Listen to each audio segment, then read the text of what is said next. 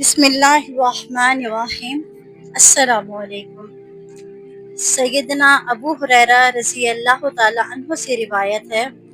رسول اللہ صلی اللہ علیہ وآلہ وسلم نے فرمایا،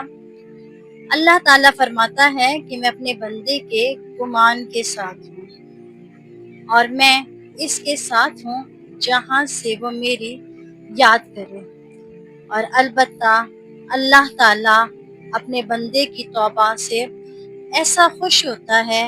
جیسا تم میں سے کوئی خالی زمین میں اپنا گمشدہ جانور پائے، اور جو شخص میری طرف ایک بالش نزدیک ہو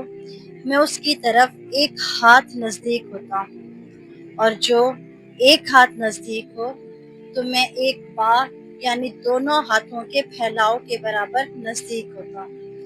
اور جب وہ میری طرف چلتا ہوا آتا ہے تو میں دوڑتا ہوا اس کی طرف آتا ہوں۔